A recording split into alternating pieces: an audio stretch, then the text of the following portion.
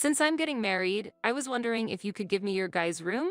True. We should switch up the rooms. The two of you starting a new life together will need more space. How about our son sleeps in our daughter's former room, and you, being the daughter-in-law, sleep in the kitchen or somewhere? After all, you are an outsider, teased the relatives of my husband. Strangely, my husband joined in on their laughter. He always obeyed his parents. He didn't care about me at all. I'm done with this. I will sever ties with this family. But before I do, there are a few things I need to tell them. Hey. In the end, you all will be the ones who suffer losses and cry. Witness hell. My name is Alyssa. At 46, I'm someone who loves sweets so much that I tend to buy too many Easter-themed ones during the Easter season. When I'm tired or stressed, eating sweets somehow brings me relief. I currently find solace in sweets, but there was a time in my life when no matter what I did, I couldn't relieve my stress. That was in my 30s. I was troubled by my husband's family. The reason was that I didn't get along well with my husband's relatives. It wasn't a clear discord, but our ideas were so different that I had to restrain myself to avoid conflict. The reason for our disagreements was that Mandy, my husband's sister, didn't have a steady job, was lax in her romantic relationships, and instead of criticizing her, my mother-in-law defended her, saying, "It's fine the way it is." 5 years had passed since we had gotten married, but during that time, Mandy probably worked only for about 2.5 years.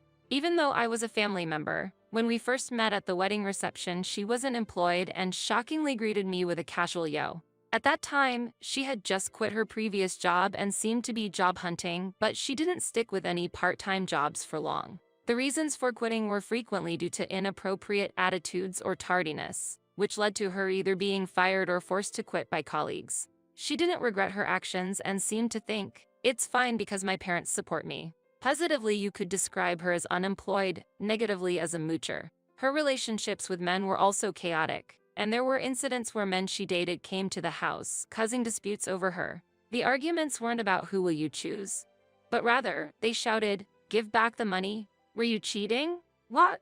Dating 3 people at once?" For such reasons, these men gathered at her place. It's not every day that you see such dramatic confrontations in real life. I wish your parents would scold her, but both her mother and father continued to spoil her, since the age gap between my husband and her was quite significant. Knowing the story of my father, who accumulated debt, and my mother, who was tormented by it and passed away, her dependent behavior was extremely frustrating to me. As an adult, she should be independent and not rely on her parents, I thought to myself, but as her sister-in-law, I felt I shouldn't speak out loudly. Currently, there are no direct problems between my husband and me, but his family's home is someone else's house. I was thinking of observing the situation when we would like to live with you guys. Huh? It was a sudden suggestion from my mother-in-law when we visited her home at the end of the year. Apparently, the house they had bought was getting old and seemed about to collapse. "It's a good opportunity, so let's live together," she said. I had no idea what was good about this, but living with them was not something I desired. I can't imagine living together under one roof. I absolutely couldn't accept living together. It was, however, hard to say directly how I felt, so I gently refused, saying, "It's important for us as a couple to have our time together." However, my husband tended to listen to his father, and when he said, "We want you to look after us as we get older," he couldn't argue back. As time went by, I gradually began to think, considering the future, maybe it would be practical to live together. As I started to be swayed by my parents' suggestion, I absolutely have to refuse. Of course, living with my husband's parents meant that girl would also be included. It was like a course menu for a great price. Yeah, not really. Why don't we try living together? If you don't like it, we can build a new house. Now is the chance since our current house is getting old, my mother-in-law blurted out. Once you start living together on a trial basis, the trial tends to become permanent real fast. We might end up living together for life. It's strange for someone planning to build a house to suggest cohabitation. Since my husband seemed likely to agree, I had to speak up. "I'm sorry, but if we consider living together or a multi-generational house, how will we handle the purchase costs? What about daily living expenses? If these aren't clear, I feel uneasy about living together." Hearing this, my mother-in-law looked displeased and retorted, "We live on a pension and can't afford it. I understand that. But what about your daughter? She's currently unemployed, and you are covering her insurance and taxes with your pension. Wouldn't the burden be lessened if she started working? So what you're saying is, you want my daughter to find a job and share the expenses?" Yes, that's exactly what I'm saying. Watching the tense exchange between me and his mother, my husband stepped in to mediate. If Mandy were here, the situation would have been even more complicated. Luckily, she was out with her new boyfriend today, unaware that we were arguing about her. As the atmosphere became tense, my father-in-law said, "I have my retirement fund and savings, so it's fine," and my husband added, "I have income too." Everyone but me was trying to finalize the decision to live together. Looking closely at the conversation, the option of living together gradually became a reality and almost a definite decision.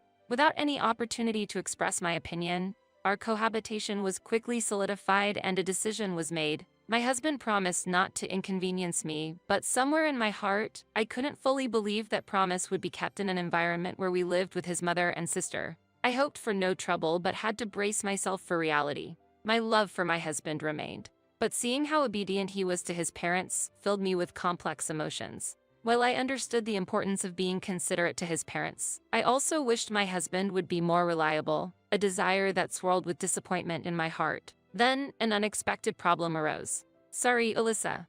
My husband apologized, kneeling before me, triggering a mix of worry and curiosity about what had happened. "What's going on all of a sudden?" "The company's going bankrupt. I got the notice today." His words revealed the shocking truth that his company was going bankrupt. "What?" was all I could say, shocked and bewildered, with the moment etched clearly in my memory. "Is the company really going bankrupt?" I wished it was a joke. "What's happening?" I asked. "Since the management change, the company's performance has been declining. The new employees faced unpaid wages and bonus cuts," my husband explained. His company wasn't small by any means. As a regional enterprise, it was considered mid-sized, but for such issues to surface so suddenly, were there no signs beforehand? I was astonished. To tell you the truth, the new president embezzled funds, and as a result, his wife and the former president decided to close the business. "The details aren't clear, but they probably couldn't secure loans," my husband continued. "Moreover, the president's wife decided to get a divorce, adding family turmoil to financial problems. If the company is destined to collapse, we have to accept it. Luckily, I have a job and savings. You can start looking for new employment," I said optimistically. But my husband hesitated, about that. Seeing his troubled expression, I asked directly, "Is there another problem?" After a pause, he revealed a shocking fact. My husband had signed on as a guarantor for a colleague's loan. That colleague had just become a parent. He had been facing non-payment of his salary, bonus cuts, inability to pay the home mortgage, and also had student loans to repay. Despite not doing anything wrong, he was financially cornered. He didn't want to burden his wife, so he had the company's situation and resorted to borrowing money from loan sharks. He had asked my husband to be the guarantor. Just hearing the circumstances was heart-wrenching, but ultimately, my husband was abandoned by his colleague, leaving him to shoulder a massive debt alone. This situation had started 2 months ago, and my husband seemed to have optimistically thought it was manageable since he still had a stable job and salary. I couldn't help but hold my head in disbelief. "Never in my dreams did I think we would end up in such a situation," my regretful husband said, leaving me utterly speechless. "Isn't that a bit too optimistic?" I wanted to interject, but I had no energy left to voice my thoughts. "What will happen to the house we're supposed to live in with your parents? You said we're processing the mortgage this coming weekend. I'm truly sorry, but could you please register the house under your name? I'm worried about the financial institution's review because of my debt." The issue isn't just about that. Isn't stopping the purchase an option? We've looked at many properties, but none had as good conditions as that house we liked. If we look for a similar one, we might lose a place for my parents to live in. Realistically, living in our current small home with this family wasn't feasible. The family had already set a date to let go of their current residence. There were reasonable points in what he said, but I also was against it. "At least, you should tell your parents about your unemployment and reconsider living together. That is, Are you hesitant to expose your failed self to your parents?" When I asked, my husband didn't respond. "I understand. I'll talk to your parents." "No, don't. I'll do it. It's okay. I'll explain everything properly." While saying this, my husband firmly grasped my shoulder, trying to persuade me. "Are you sure that's okay?"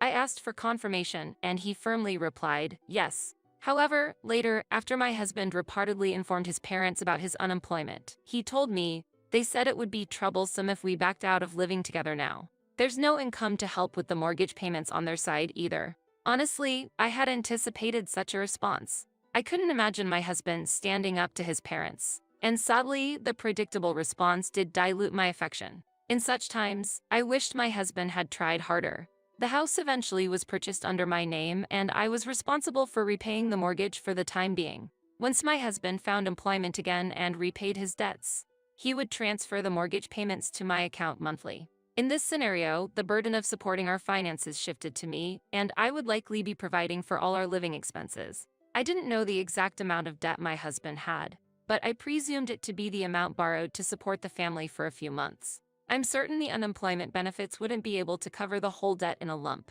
It was unclear how long it would take my husband to find new employment and how long this financial difficulty would last. Divorce might have to be considered. However, I haven't completely lost sympathy for my unemployed husband. I decided to view this situation as a trial for our marriage. Despite everything, there was a part of me that couldn't bring myself to dislike my kind husband. Since I chose him, my desire to support him as a woman until the end remains strong. However, I now feel that my initial thought was naive. After discussing with my husband, we eventually agreed that I would bear the living expenses until he repaid the debt, which turned out to be higher than I imagined at $70,000. Although I had doubts about whether the junior actually spent all $70,000 on living expenses and childbirth costs, verifying that now would have been too late. The amount of debt remained unchanged, and all we could do was seriously consider how to deal with it going forward. The economy was in a downturn, and job hunting for my husband in his 30s was not straightforward. He worked in auto parts manufacturing and didn't have any special skills that were particularly valuable in a specific industry. Although he tried to find a job in the same field, the trend to prioritize younger employees was strong, and companies welcoming older workers like my husband were rare. If it were a so-called toxic company, there might have been more opportunities for employment. Thus, my husband began living with his family without securing a job, even after the unemployment benefits ended. We had informed my in-laws about his unemployment status. I was hoping that the family would realize they couldn't entirely rely on us. About 3 months into our cohabitation, we were receiving $200 a month from my husband's parents as household expenses. This amount equated to about $60 per person when including their daughter. Were they taking us lightly? They hardly did any housework, leaving it all to me. I complained to my husband, but he just responded with, "My parents are old, so please help out as much as you can. Support should mean assistance to those who can act independently, right?" Yet, my father and mother-in-law did nothing but lie on the sofa all day. They were capable of doing things themselves, so technically there should have been nothing they needed support with. Should I just assist with slouching around in bed while neglecting all other household chores? I had hoped for a peaceful and harmonious relationship upon starting our life together. But that hope quickly faded, and I found myself irritated almost every day. I was eventually bold enough to negotiate with my husband's parents, asking, "Could you possibly increase the living expenses a bit?" When I took a firm stance, the parents were equally steadfast in their response, citing various excuses like we had little pension in our time or one needs $200,000 for a good retirement. They objected to getting their daughter a job, claiming, "We don't want to limit her future with our selfishness. It's not a matter of ego to make their daughter work. After all, employment is a duty for all citizens." As I began to feel that I can't take it anymore, I also started to sense my affection for my husband gradually fading. Since we started living together, I found myself questioning my husband more and more, saying, "Whose side are you on anyway?" I thought he would support me, but at one word from his father, he'd easily switch his stance, saying, "That perspective is important too." Ultimately, he would persuade me to follow his parents' wishes. Where did the promise of not inconveniencing me go when we decided to live together? Moreover, living with Mandy was a nightmare. When I tried to relax at home on occasional off days during the week, she would bring her boyfriend over and start getting intimate in her room. While she was free to do whatever she wanted in her room, a little consideration as cohabitants would have been appreciated. Despite being at home, I faced uncomfortable and restless days. Then, one day, listen, I'm getting married," Mandy exclaimed cheerfully during dinner, a rare occasion for her to join the family meal as she was usually out with some guy at this hour. Wondering what she meant, she suddenly spread out a signed marriage certificate on the table, declaring, "Look, I'm getting married." Her parents froze for a moment, asking, "Huh? With whom?" "With my current boyfriend," Mandy replied, but given her frequent changes in partners, it was unclear which man she was referring to. She hadn't formally introduced him to her parents, and they were asking for details like, "How long have you been together?"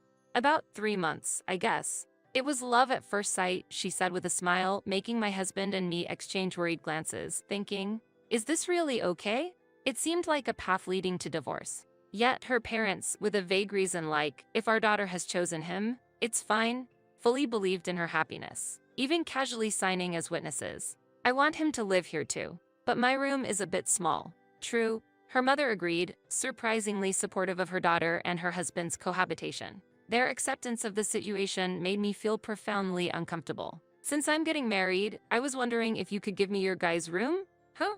At her suggestion, my husband frowned. Then he looked at me, seeking agreement with a look that said, "This is impossible, right?" Certainly, it was a no-go. I didn't understand why he hesitated. He should have refused immediately. "Please, it's okay, right?"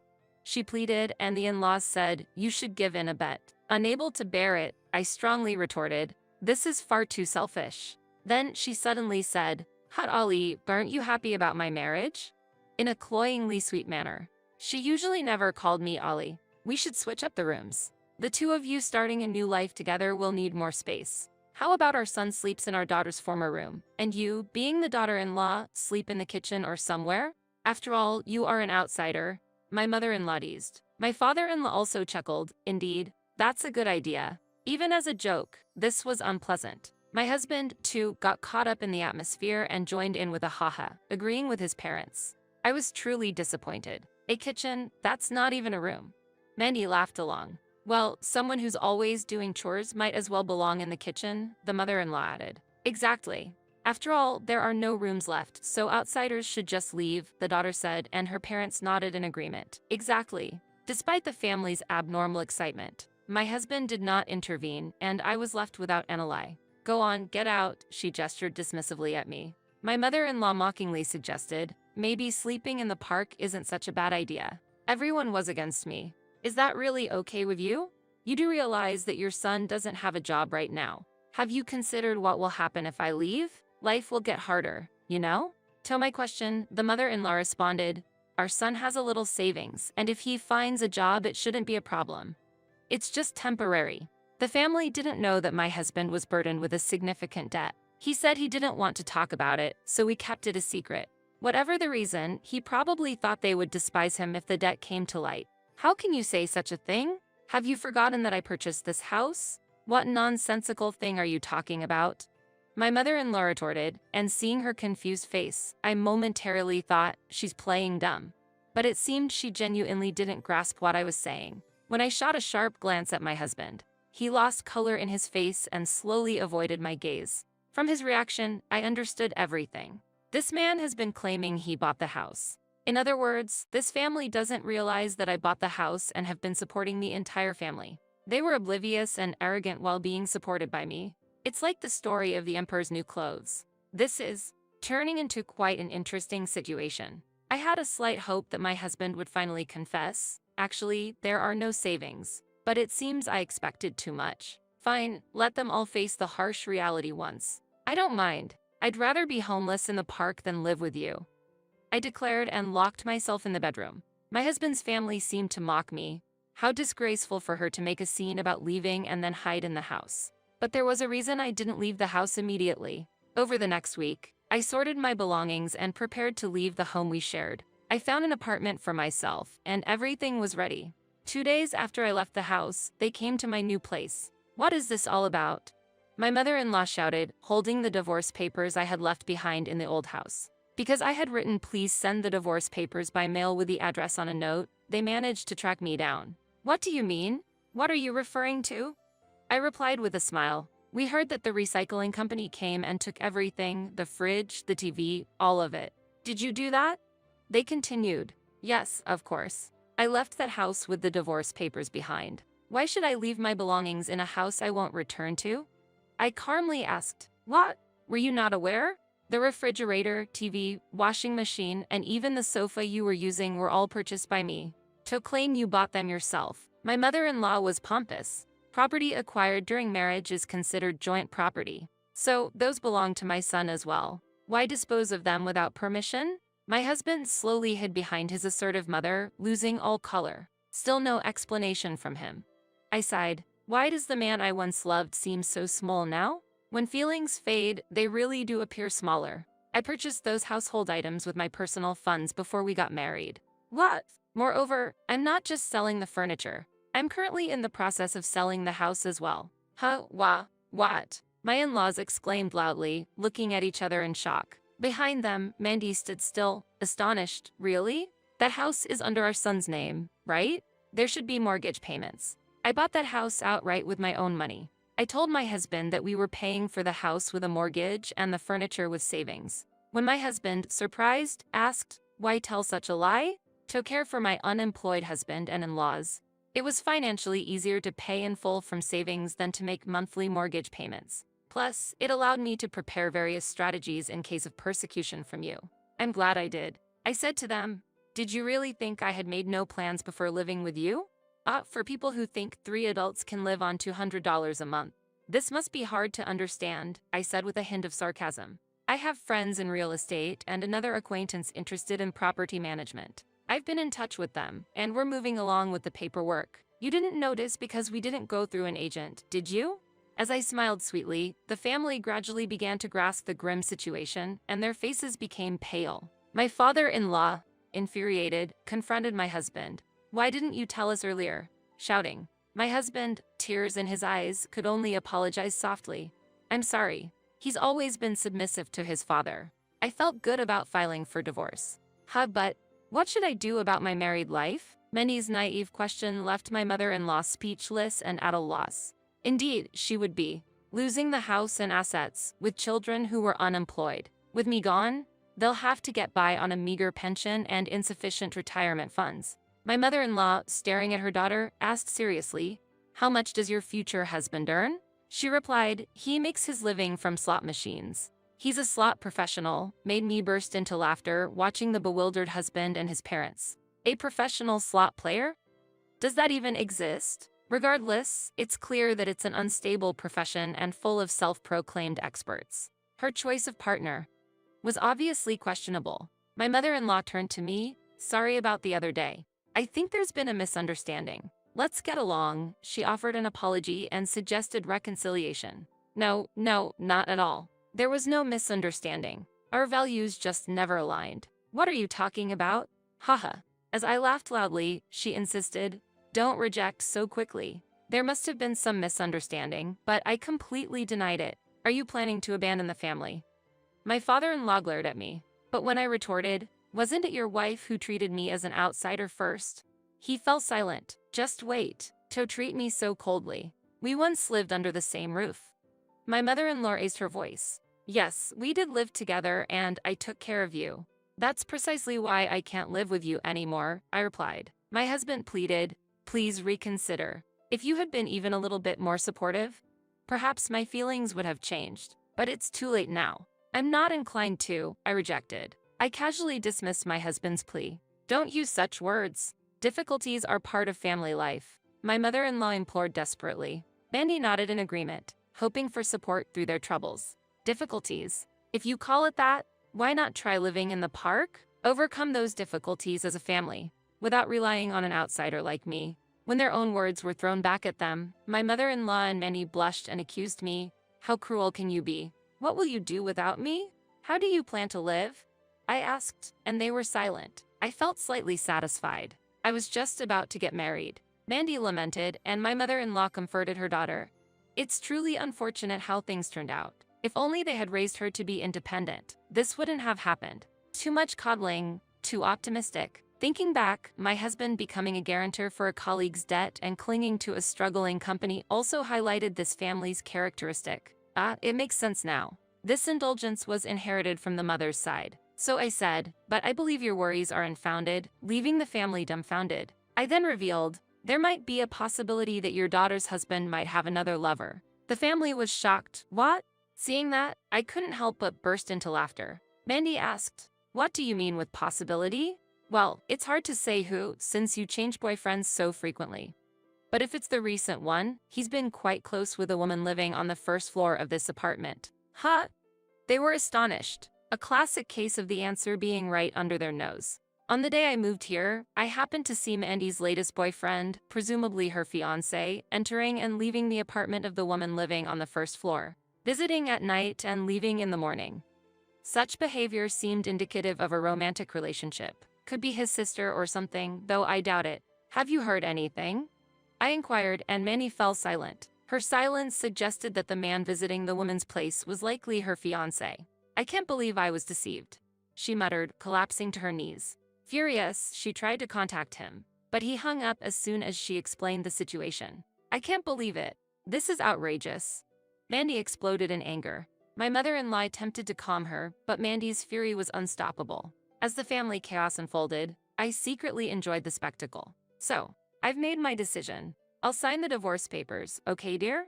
My husband had no response. I know you don't have much in assets, but you've set aside some savings for the worst-case scenario, right? I'll claim that in the division of property. Huh? He was stunned, but I smiled. That's only fair. I might have seemed like a devil to him, but this was merely justice. Forced to care for your parents, I had every right to seek compensation. I had the family and my husband move out of the house, and I started a new chapter in my life. Later, Mandy frequently appeared at my former apartment. Specifically, she caused trouble between the man she intended to marry and the woman he truly loved, eventually involving the police. It turned out the woman living in my apartment was the real fiancé. Mandy was serious about him, but the marriage promise was her own delusion. He had merely been toying with her. A harsh reality for her, but an inevitable outcome. Furthermore, having lost their home and assets, the family pinned their hopes on my husband's savings. But my demand for property division crushed those hopes. Thus, the family bonds frayed even more. At first, my husband was blamed for this due to his lack of management, but unable to withstand the pressure, he finally snapped and had a fierce argument with his mother. It's because you keep defending Mandy that we've ended up in this situation. It's your fault that my wife is angry, he argued, directing the blame towards his parents. He then proposed to me. I've reconsidered my thoughts and decided to distance myself from my parents. Can't you consider us getting back together? I was surprised and confused by this unexpected proposal for remarriage. My husband's naivety hasn't changed. My father-in-law, previously submissive, showed his anger when his son lashed out. The family conflict escalated, leading to the realization that the root problem was Mandy not working, but it was already too late, evolving into a significant domestic dispute. As a result, the family split. Despite wishing for separation or divorce, my husband's parents continued living together for financial reasons, barely speaking to each other. My husband, who found re-employment at a company with a dormitory, had to quit just a few months later due to health issues as the company turned out to be exploitative. Mandy had no choice but to work when she suddenly found herself in the middle of a lawsuit from the wife of a married man she had been in a previous relationship with. Because regular jobs paid little, she chose nightlife work, but ended up harming her health due to the alcohol. My husband and Mandy had to rely and cooperate with their parents. Despite their estrangement, the family formed a peculiar living arrangement, staying together. Relying on others ultimately comes at a cost. Meanwhile, after the divorce, I started focusing on my own career. Previously prioritizing family, I avoided overtime and declined promotions, but changing my work approach led to a promotion to area manager at an apparel manufacturer. The job wasn't easy and had some dark aspects, but the relationships were good and I had a sense of fulfillment. I was satisfied with the salary, and above all, it was an enjoyable workplace. Currently single, I'm open to the thrill of romance but continue to prioritize my job for now. You're asking if there's anything new. Truth be told, the real estate agent who handled the sale of my house recently invited me to dinner. Having known him for a while, he's been a good person to talk to during stressful times post-divorce. I hadn't considered him romantically before, but lately I've felt a bit attracted to him, especially after he celebrated my birthday. In a tipsy moment, he said, "Life would be fun if you were my wife." Could that indicate his interest in me? But I might be overthinking it. After all, I'm not so young anymore to get carried away so easily. Yet, if there is mutual affection, perhaps progressing the relationship might be worth considering. For now, though, I want to savor this sweet mood a bit longer. That's the plan for now.